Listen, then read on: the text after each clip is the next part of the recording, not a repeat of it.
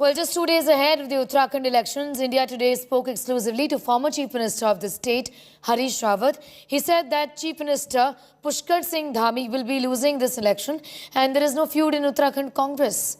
Listen in.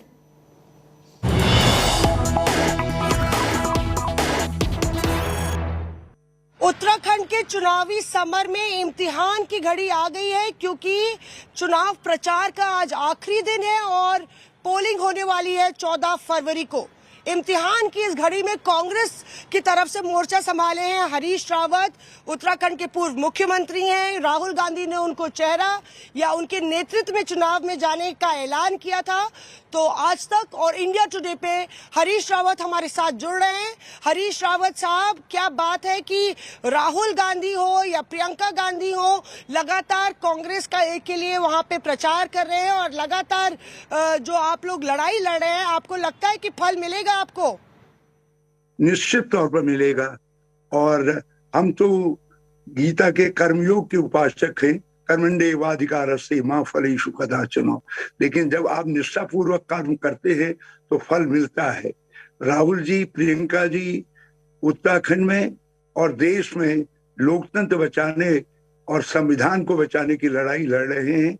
उन मूल्यों मान्यताओं को बचाने की लड़ाई लड़ रहे हैं जिन पर भारत का स्वतंत्रता संग्राम और हमारा संविधान खड़ा है। तो ये लड़ाई उत्तराखंड में एक बड़ी लड़ाई है। इसमें उत्तराखंड का विकास भी सम्मिलित है। उत्तराखंड की जन आकांक्षाओं पर जो कुठाराघात हुआ है पिछले 5 साल के अंदर, जिस प्रकार से आम उत्तराखंडी के अरमानों को 5 साल रौंदा है वोट मेजोरिटी के बल पर, डबल इंजन कहकर उसको मुंह चिढ़ाने का काम किया है। ये इस लड़ाई में उसका भी फैसला होगा। और सत्यता जो ये है मौसमी जी कि इस समय कांग्रेस तो एक निमित्त है इस लड़ाई के अंदर, मगर लड़ाई उत्तराखंड की जनता लड़ रही है। और ये चुनाव उत्तराखंड की जनता बनाम भारतीय जनता पार्टी है। जैसे कृष्ण ने अर्जुन से कहा था, ये अर्जुन तुम गांडी उठाओ, अपना कर्तव्य करो, बाकी तो सब मैं करूंगा। उत्तराखंड की जनता भी कह रही है, हरीश रावत, कांग्रेस के लोगों, अपना कर्तव्य पूरा करो, बाकी काम तो हम करेंगे और मैं उसको निर्धारित कर चुका हूं कि मुझे क्या करना है। बड़ी दिलचस्प बात है कि रावत साहब आप भी बोल रहे हैं विकास की बात, और प्रधानमंत्री नरेंद्र मोदी उत्तराखंड में प्रचार में आके विकास की बात कर रहे हैं। ऑल वेदर रोड और ऑल वेदर बीजेपी की बात हो रही है। बीजेपी तो विकास के दमखम पे वापसी करने का प्लान कर रही है। प्रधानमंत्री भी 4 धाम की बात करते हैं। विकास कहाँ? जिस 4 धाम की वो बात करते हैं, जिस गुफा में उन्होंने ध्यान लगाया, वो गुफा भी हरीश रावत के कार्यकाल में पुनर्निर्मित हुई है।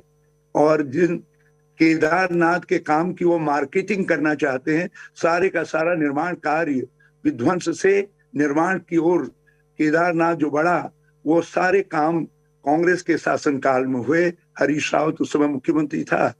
तो जो 4 जिसको वो ऑल वेदर रोड कहते हैं, मैं उनको चुनौती देकर के कहना चाहता हूँ। मैं प्रधानमंत्री को चुनौती देने की स्थिति में तो नहीं हूँ, लेकिन मैं भाजपा के लोगों को चुनौती देकर के कहना चाहता हूँ कि कोई ऐसा शासनादेश निकाल दे भारत सरकार का या राज्य सरकार का, जिसमें उत्तराखंड में कोई ऑल वेदर रोड बनी हो या मंजूर हुई हो। सत्यता यह है कि उत्तराखंड की सारी सड़कें ऑल वेदर हैं और ये ऐसा कहकर उत्तराखंड का अपमान कर रहे हैं। हाँ, एक प्रोजेक्ट जो मेरे कार्यकाल में जिसका डीपीआर बना और भारत सरकार ने उसको स्वीकृति दी, वो है 4 धाम यात्रा सुधार मार्ग, और उसका लोकसोटन प्रधानमंत्री ने किया था। समारोह की अध्यक्षता मैंने की थी। तो ये इसका सीधा अर्थ है कि ये आइडिया 4 धाम यात्रा सुधार मार्ग का कांग्रेस सरकार के समय में बना था, जब हरीश रावत मुख्यमंत्री था। उसी तरीके से जो कर्णप्रयाग से जो रेलवे लाइन है हमारी ऋषिकेश कर्णप्रयाग, वो रेलवे लाइन भी नेशनल प्रोजेक्ट के समय में डॉक्टर मनमोहन सिंह जी ने स्वीकृति की थी। उसको केंद्रीय बजट से, रेलवे के बजट से नहीं, बनाने का निर्णय लिया गया था और पैसा दिया गया था। क्यों मुझे लग रहा है कि जैसे अखिलेश यादव कह रहे हैं कि भाजपा सारे उनके काम को अपने नाम पर लिखवा रही है, अपने खाते में लिखवा रही है, वैसे ही आप भी कह रहे हैं कि भाजपा जो है अखिलेश यादव से सबक लेके कि भाजपा मेरे नाम का फीता काट रही है जो मैंने काम सैंक्शन किया। पर आपने उत्तराखंड के सम्मान की बात की और अपमान की बात की कि उत्तराखंड का अपमान हो रहा है। आप लगातार ये सम्मान, उत्तराखंडियों के सम्मान की बात कर रहे हैं। प्रधानमंत्री नरेंद्र मोदी ने बहुत तीखा प्रहार किया है कि सीडीएस विपिन रावत को लेकर उन्होंने कहा है कि उनका आप लोग ने तिरस्कार किया है और उनकी पार्टी, उनके परिवार को भी टिकट मिला है वहां से। तो किस तरह से देखते हैं, क्या वो एक भावनात्मक मुद्दा है? लगातार आप लोग पर निशाना साध रहे हैं प्रधानमंत्री उसको लेकर। पूरी कांग्रेस, पूरी उत्तराखंड, पूरे देश ने हमारे गौरव विपिन रावत का सम्मान किया है, उनके बलिदान का सम्मान किया है।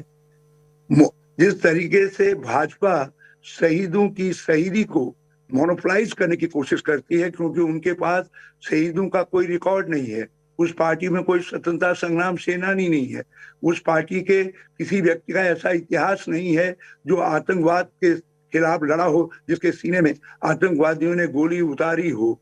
इसलिए वो शहीदों की शहीदी को अपने नाम पर लिखने की कोशिश करते हैं।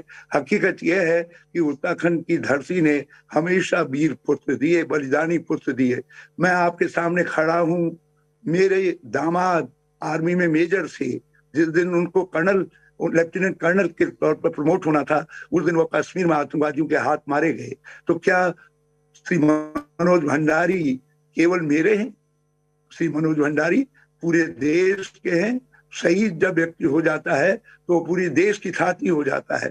और भाजपा हमारे शहीदों के नाम पर लोग भावनात्मक दोहन तो कर रही है, मगर उन शहीदों के परिवारों के से जरा पूछ करके देखिए, पिछले 6 साल से उत्तराखंड के अंदर आर्मी में भर्ती नहीं हुई है, सीआरपीएफ बीएसएफ में भर्ती नहीं हुई है।